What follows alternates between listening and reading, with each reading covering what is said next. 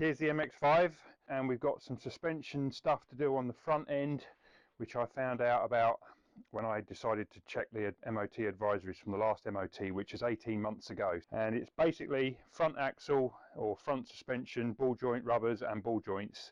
The anti-roll bar links bushes were flagged as being advisories, but they look pretty manky to me. You can see that there, both sides, top and bottom. And also the boots for the steering track rod perished. They were advisories, and actually get a tool in there that's all split on there and perished. You can see there, look at that. So that would be an MOT fail now. It also says the bottoms of the ball joints on the suspension arms as well with the boots. So that's another job that ought to be done really while I'm under here. So I'm going to get all that off. I'm just going to change the boots. I'm not going to actually change the joints because the joints don't need doing. And I've got some spare boots because I do them quite often on the Jags. And it saves a heck of a lot of money. And if you do the joint, you have to do the track rod. And that means then you have to have it retracked. So if you do the boot, you don't have to have it retracked. You just change the boot, re-grease it, put a new boot on. Right, so I'm going to knock the track rod end off first. Get that out of the way because that is also in the way of the anti-roll bar. Here's the anti-roll bar link just here, and the bolt for that is right behind the actual steering arm.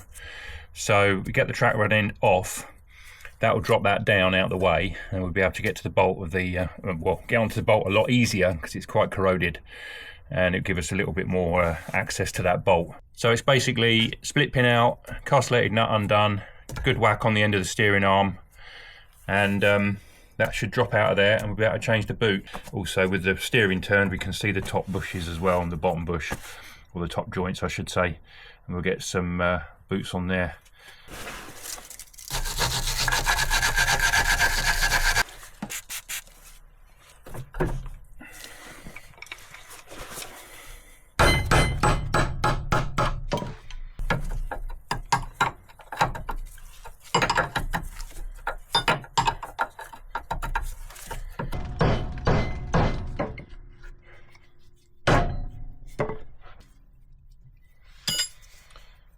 Right, that's that bit off. Right, let's have a look at this anti-roll bar drop link.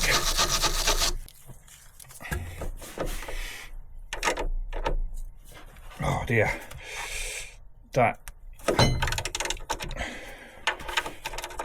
is not good. I'm not going to mess about. I'm going to give it some heat.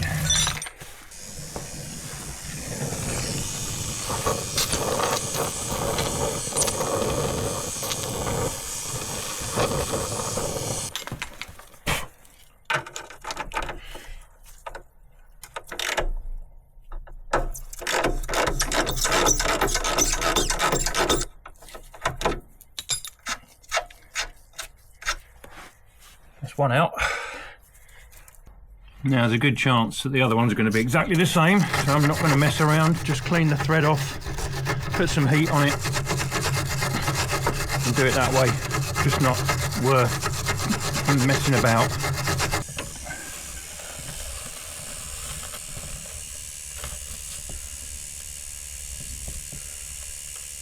Obviously it goes without saying, naked flame. Just be very aware of your surroundings. Have a fire extinguisher handy if you need one, or just in case you need one I should say. There we go.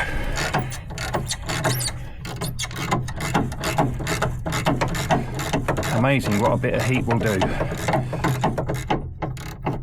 Now the roll bar is going to spring. You can see it's starting to come out at an angle. So I just want to deal with that before I go any further.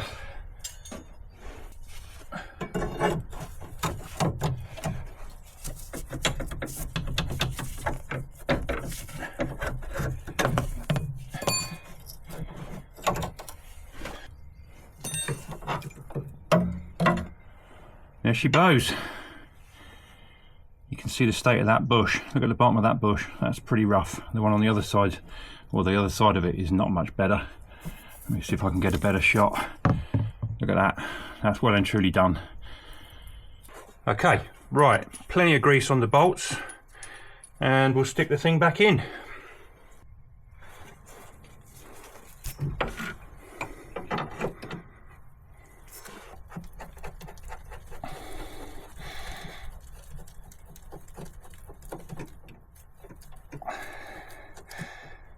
Right, that's that one on.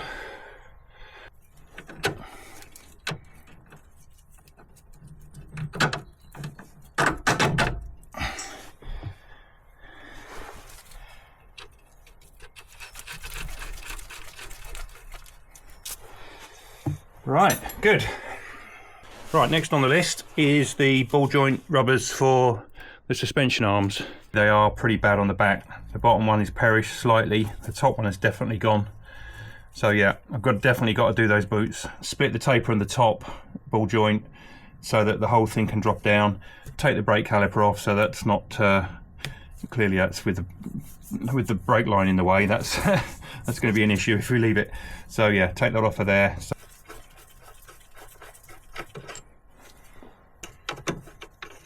Brake caliper looks in really good condition actually. I think it must have had new ones at some time, and nothing is too badly corroded on these bolts, these slidey bolts. There we go, easy as that. Just tuck that up out the way. Take the brakes out while we're at it because I don't want them falling off. Don't get them the wrong way around, make sure they go back exactly the same place as they came off. That's the right hand one.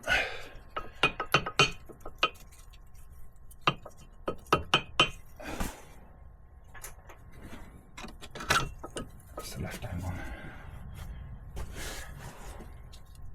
Right, here we go. Right, let's get this big bolt off of here.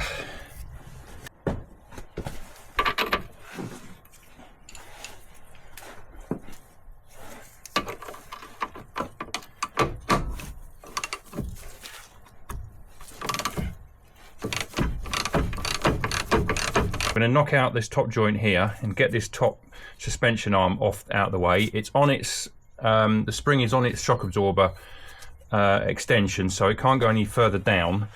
Then see if I can knock this taper off of here and then pull the whole thing out that way. That's what I think I'm going to try and do.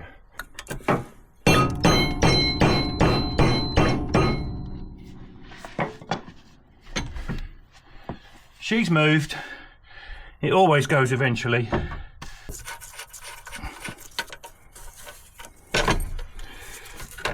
There we go. Right, that's out of there. We now get to that boot. That's easy enough. That's good. Just got to do the bottom one now. Let's see what happens if we can get this taper busted as well. There we go. Right, now we can get to our ball joint covers. One, bottom one, top one, track rod. Oh well, that wasn't in the plan. Look at the up and down movement in that ball joint. So I'm going to have to replace that ball joint. Yeah, it's knackered. I'm going to have to do both sides as well, because I bet the other side's gone as well, so I'll have to get two. I may as well just do two. I'm going to be in this area doing these boots, so I may just as well do the ball joints on both sides. Steering joint's okay and the top one's okay. Too much up and down movement, that's going to fail the MOT.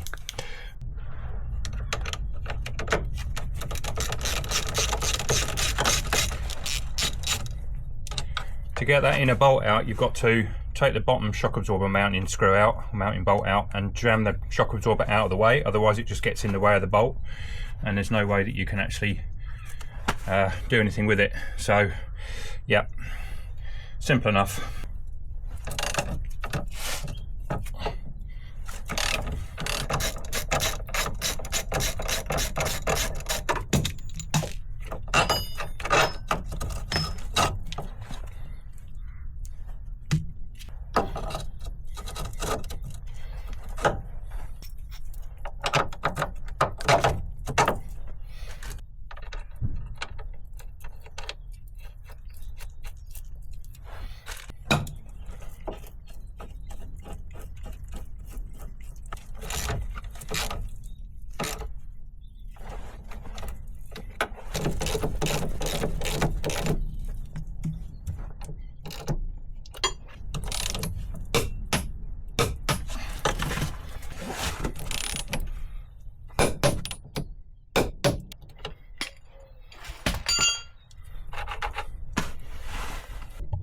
You know, they say you learn something every day.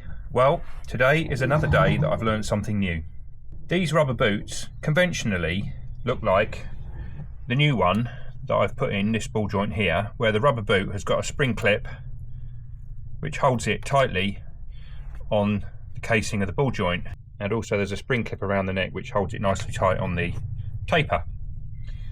I found out that these ones here are not like that, so that when I went to fit my aftermarket new boot with a spring clip, it didn't fit properly, or it didn't stay on. It fits, but it doesn't stay on. And the reason is because the ball joints on these Mazdas, or this Mazda at least, they are, the actual boot itself is like the clip or the ring is actually bonded or part of the boot, and it fits over the cup like a seal would fit in a hole, and you have to knock them off to get them off. Putting these ones on, what should happen, where there's a groove in there, there should be a spring clip round it like the one that's on the new joint, and then that groove goes into a groove on here, and then the spring clip goes in the groove on the boot, and then it locates in the groove in the cup.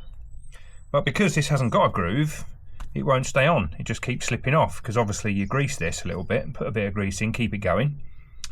So I've had to come up with a solution, and the solution is a bit of super glue. So I'm going to put a bit of super glue around the cup and then push the boot down on it.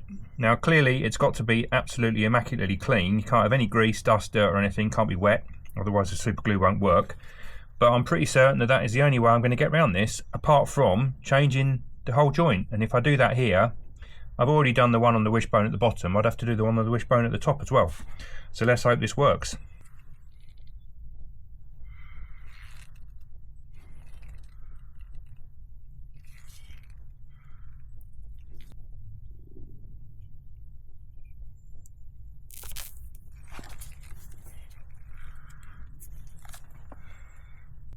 Well, that would have appeared to have worked. Definitely glued. Well, I think that's worked. A little bit of super glue on the bottom rim, 2 spring clips on there, same on the top one, spring clips in around the rim, glued at the top, so it's not going to pop off anytime soon. Once it's in place, it's all right, but getting it all back on together, and when you're swiveling around the ball joint, you know, the actual stud itself, the taper, that's when it all starts to pop off again. So a bit of super glue holds it in just enough to be able to get all the hub back on.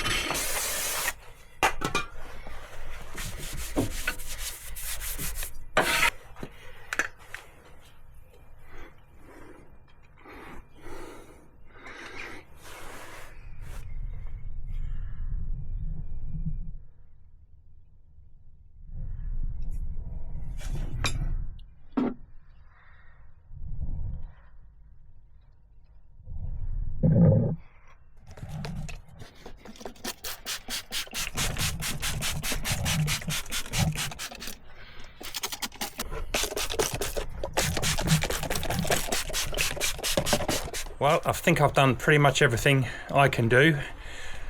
It's time to take it to the test centre and hopefully, fingers crossed, we're going to get a ticket on it.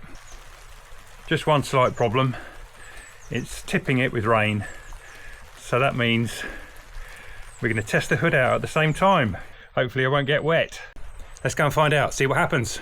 So this is one of those test stations that still uses a diary to write out what they're doing and when they're doing it. And the test guy here, he doesn't benefit from any faults that he finds on my cars, certainly because I repair my own stuff.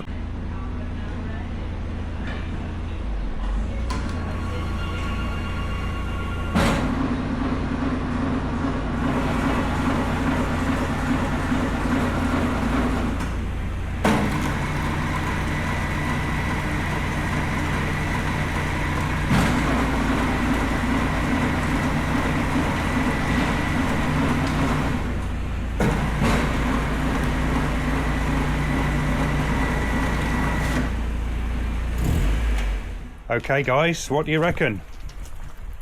Did she pass or did she fail? Have we got another 12 months motoring out of this little car? Well, you can probably tell by my tone of voice that the answer is yes. We have got 12 months and no advisories. Absolutely chuffed to bits. What a fantastic little car, and she lives to fight another day. Even though it is absolutely pouring with rain, I am not dampened in any way whatsoever. I am over the moon that we've got this little car through its MOT, and to cap it all, as I said, no advisories. Yes! Fantastic. Well, if that's not worth a subscription, I don't know what is. It costs you absolutely nothing to subscribe to our channel, and you can keep up with what we're doing with things like the little Mazda, the Capri, the Mini, the Jaguars, the Land Rovers, all the tractors. There'll be more stuff coming along very soon, and I'm going to go off and enjoy driving the Mazda MX5. Click the like button, share to your friends, make any comments you wish. Every little helps. Any interaction we get is always a good thing for the channel. Till the next time, take care and bye for now.